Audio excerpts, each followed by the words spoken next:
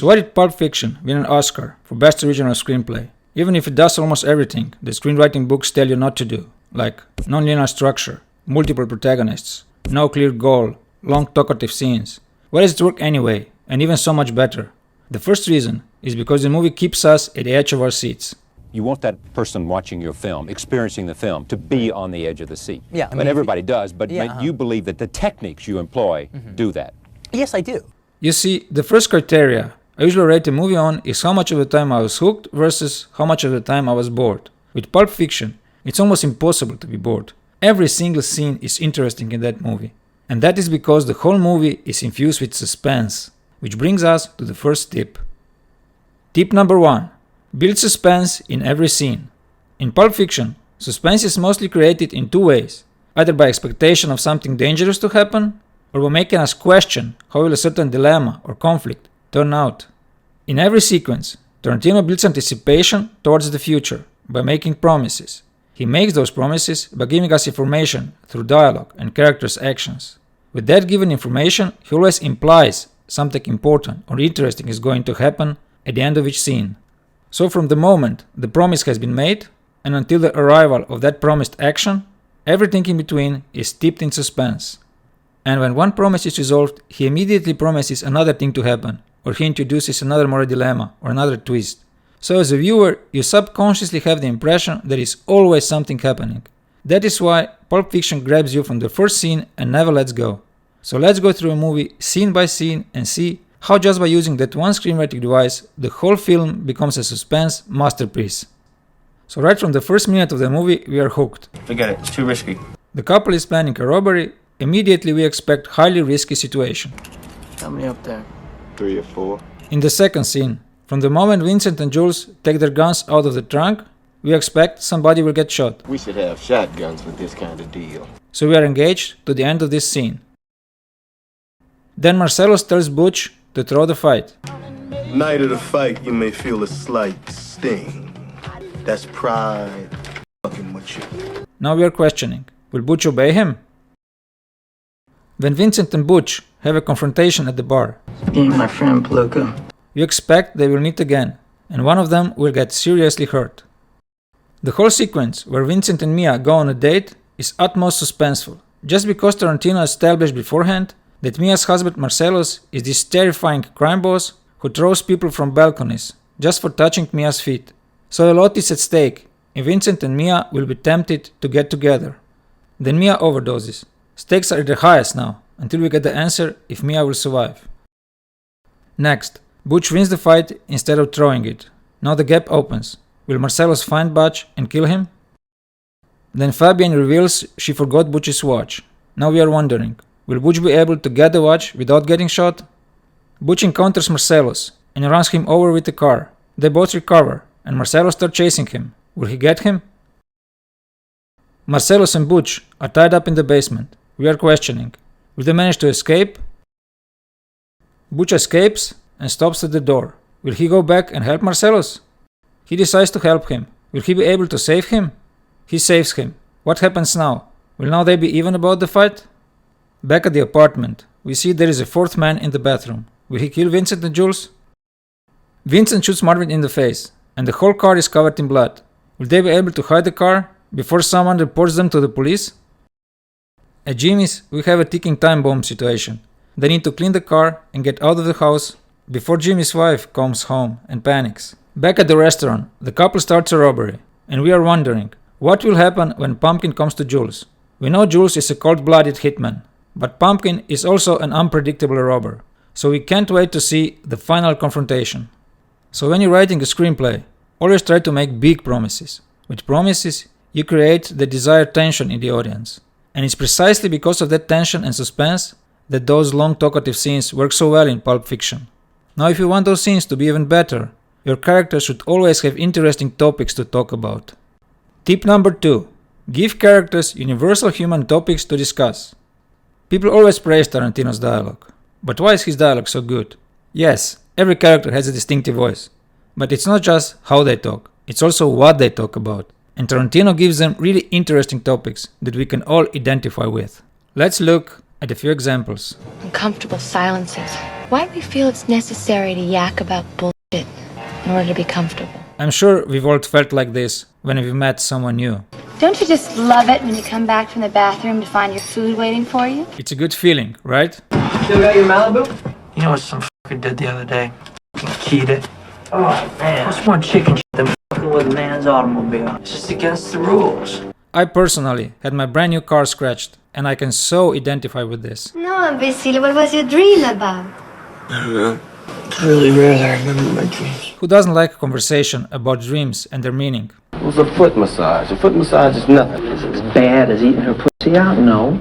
It was the same fucking ballpark. Ain't no fucking ballpark neither. Look, foot massages don't mean shit. We act like they don't, but they do. I mean, that's what's so fucking cool about it. Hilarious debate and difference in opinions on another identifiable topic. The funniest thing about Europe is... What? It's the little differences. I definitely notice those differences when I travel. If you watch those examples closely, those are the exact same themes and topics that a stand-up comedian would use. Those are themes we are all subconsciously thinking of, we are just not aware of them. When you identify with the conversation topics, you also identify with the character, because you want to find out his opinion on the subject. And since most characters in Pulp Fiction are criminals, those universal human topics made them more humane and more relatable. So, go watch some stand-up shows, then Google unique human topics, and think about your own funny conversations you had with a friend, and then put all those interesting debates in your characters' mouths. So now you have suspense and interesting conversations. Now you only need one more thing for scenes to be really amazing: interesting characters. Tip number 3. Make the best characterization possible for all your characters, even the minor ones.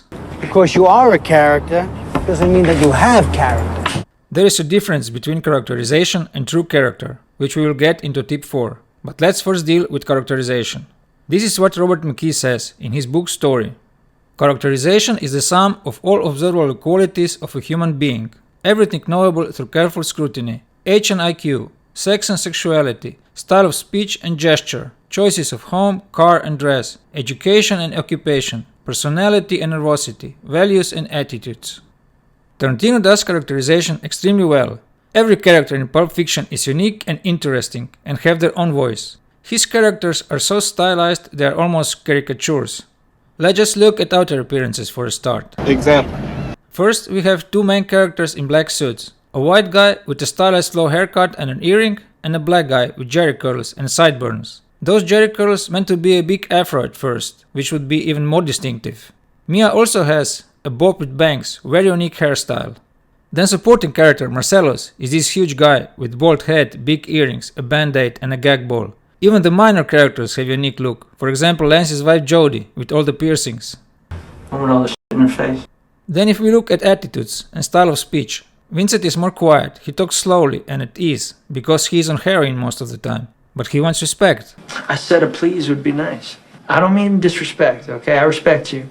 I just don't like people barking orders at me, that's all. On the contrary, Jules speaks fast and enthusiastic and gets excited about things. This is a tasty burger. This is some serious gourmet shit. Again, very unique and distinctive. Pumpkin and Honey Bunny speak in a British slang. Marcellus's dialogue is calm, precise, and authoritative. Taxi driver Esmeralda Villalobos speaks with a very mysterious, sexy voice and seems to be obsessed with death. Tarantino based her on a character from a short film Curdled, where she cleans up after murderers. See, that is the lengths he will go. Even for the minor characters, he would find inspiration for them in other sources, and then he would develop them further on his own, and you should do the same.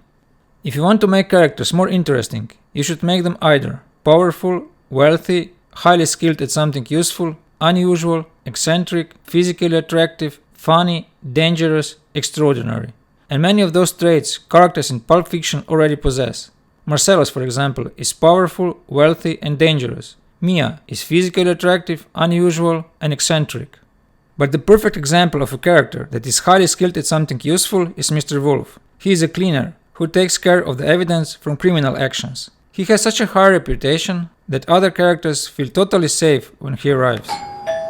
I'm Winston Wolfe. I solve problems. They trust him completely, and they are sure he will get them out of their mess. He is really interesting to watch how methodical, fast, and efficient under pressure he is. His character was so iconic that even 30 years later they are making commercials with him. So all this was characterization. But if you want to reveal true character, you must give your characters moral choices. How they choose under pressure, this is who they really are. Behind looks, status, mannerisms, and jobs. Personality goes a long way. Tip number 4. Give characters moral choices and make them choose under pressure. You see, this is a moral test of oneself. If we go back to Robert McKee's book Story, here's his definition of true character.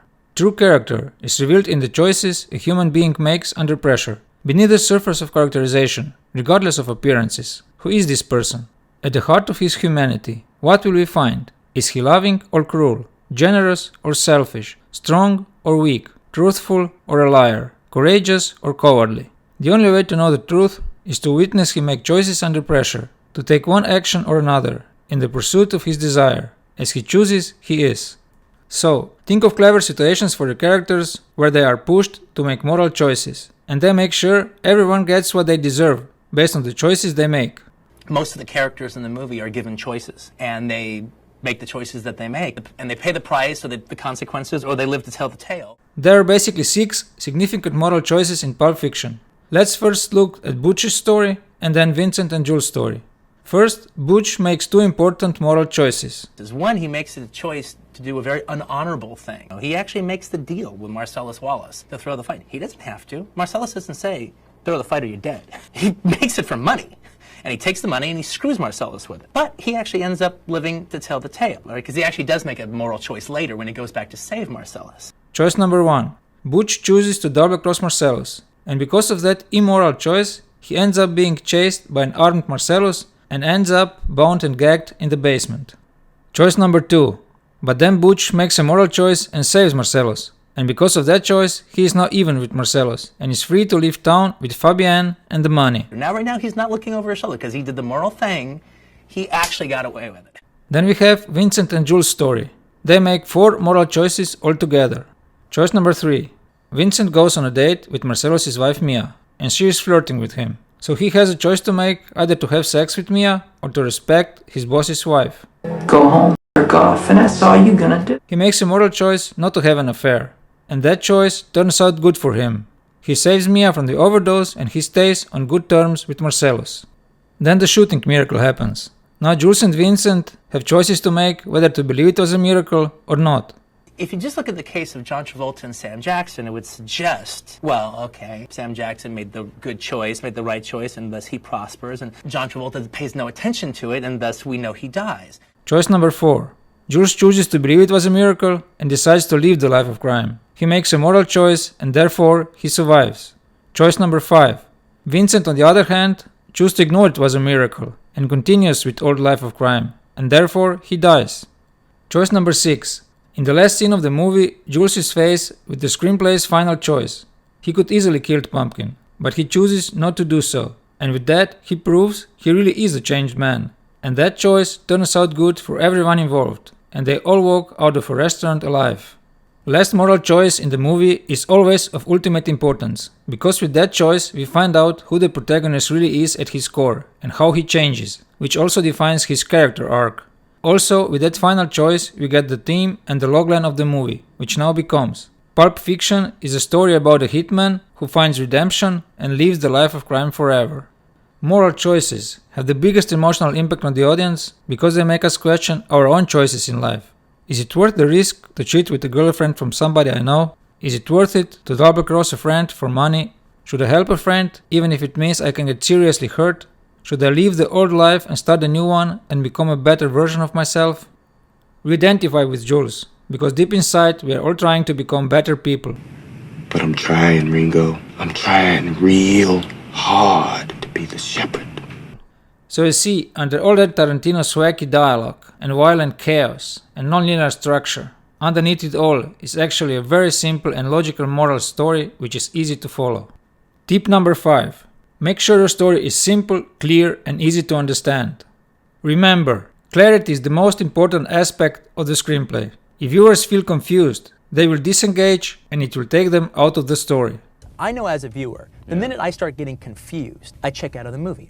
I think an audience has like this umbilical cord to the screen, and it gets severed when confusion comes in. And therefore you lose them. Exactly. Now for the audience, not to get confused, first thing you should do, for the basis of your screenplay, you should always take the most simple stories and plots that are easy to understand. Do a search online for classic plots, or basic dramatic situations, or go read summaries from Shakespeare novels. Then take those oldest plots and insert them into your unique story world and into your genre. That is exactly what Tarantino did in Pulp Fiction. The idea in the case of Pulp Fiction that would be kind of cool is to take 3 separate stories and make them be the oldest stories in the book. Whether it be the hoodlum has to go out with the boss's lady, but don't touch her. The Bruce Willis story, that's the boxer's supposed to throw the fight and he doesn't, and now the mob's after him. Well, we've seen that before, a zillion times. So in Pulp Fiction, we have 3 simple, classically structured stories with a conventional conflict, clear motivations, and a protagonist with a problem to solve.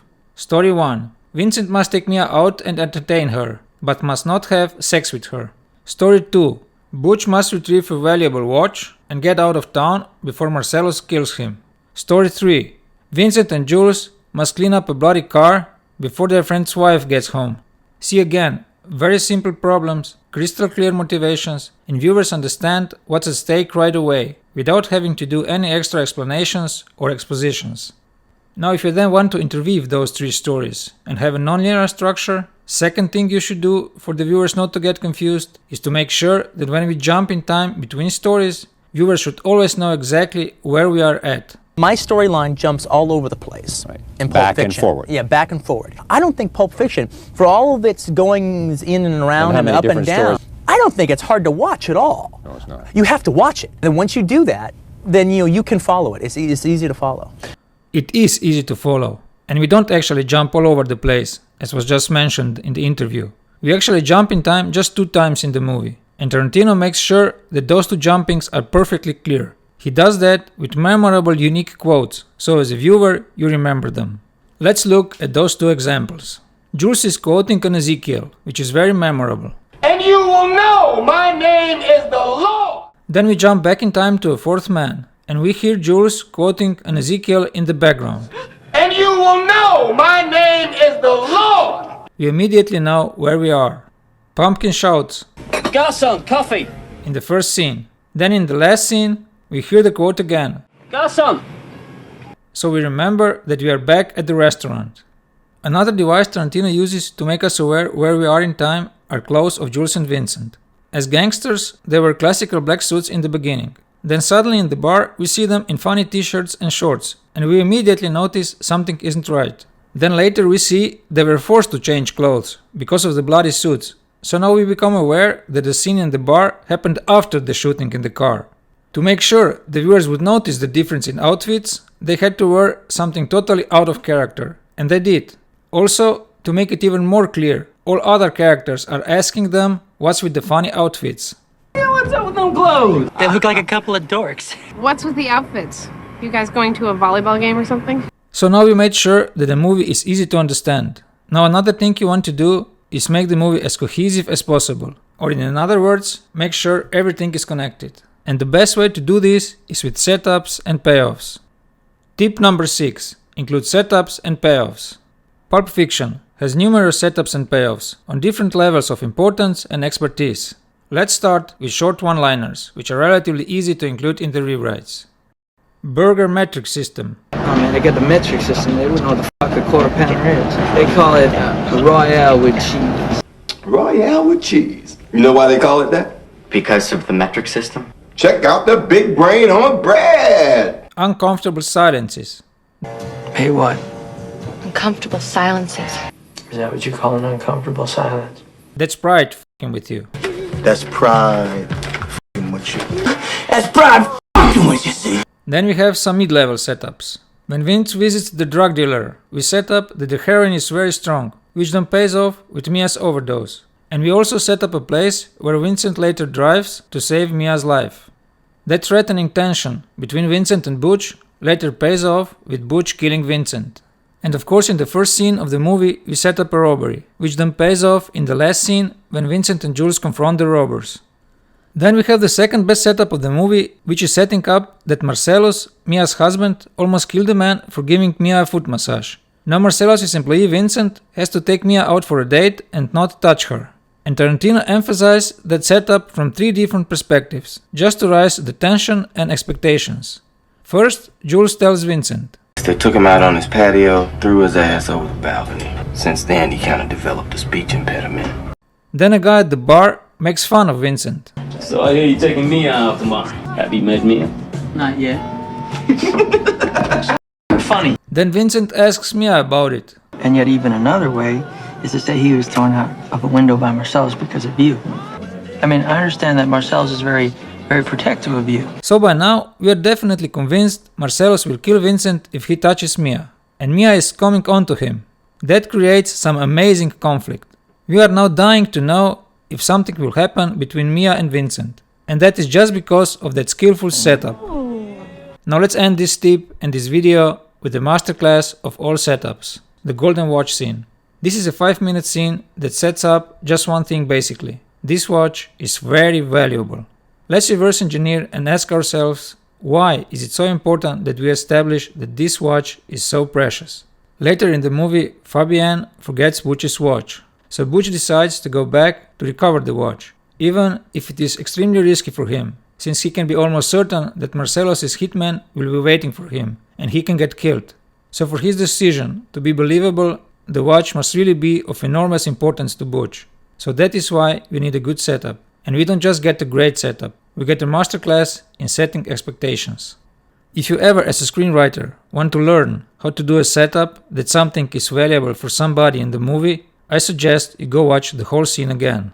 But for the purpose of this video, let's just summarize how many things we set up to emphasize why that object is so precious. First, it's a golden watch, so it has economic value.